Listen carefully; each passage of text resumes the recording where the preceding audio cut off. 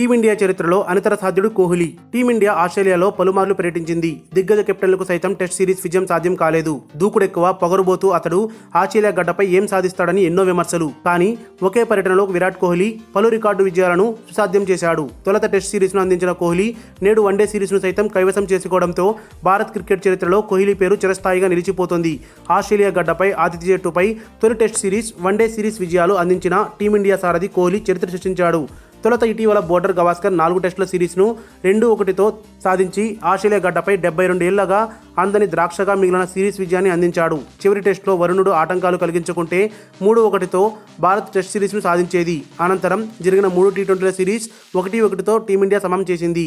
Melbourne వేదికగా ఆస్ట్రేలియాతో ఈరోజు జరిగిన ఆఖరి వన్డేలో మహేంద్ర సింగ్ ధోని 114 బంతుల్లో 87 నాటౌట్, కేదార్ జాదవ్ 57 బంతుల్లో 61 నాటౌట్, అజయ్ అర్ధశతకాలు బాదడంతో 231 పరుగుల లక్ష్యాన్ని భారత్ మరో 4 బంతులు మిగిలి ఉండగానే 234/3తో అలవోకగా ఛేదించింది. దీంతో 3 వన్డేల సిరీస్ని 2-1తో చేజిక్కించుకున్న కోహ్లీ సేన సగర్వంగా కంగారుల గడ్డపై పర్యటనని ముగించుకుంది. ఈ సిరీస్కి ముందు జరిగిన 3 టీ20ల సిరీస్ 1-1తో సమమవగా 4 టెస్టుల సిరీస్ భారత్ 2-1 తేడాతో గెలిచిన విషయం తెలిసిందే. లక్ష్య ఛేదనలో ఓపెనర్లు రోహిత్ శర్మ 17 బంతుల్లో 9, శిఖర్ ధావన్ 44 బంతుల్లో 21 నిరాశపరిచిన మూడో వికెట్కి విరాట్ కోహ్లీ 62 బంతుల్లో 46తో కలిసి 54 పరుగుల భాగస్వామ్యాన్ని నెలకొల్పిన మహేంద్ర సింగ్ ధోని ఆఖర్లో కేదార్ జాదవ్తో కలిసి అజేయంగా 101 పరుగుల భాగస్వామ్యంతో భారత్ని గెలిపించారు. సిరీస్లో జరిగిన 3 వన్డేల్లోనూ అర్ధశతకాలు సాధించిన ధోనీకి man of the series award దక్కింది.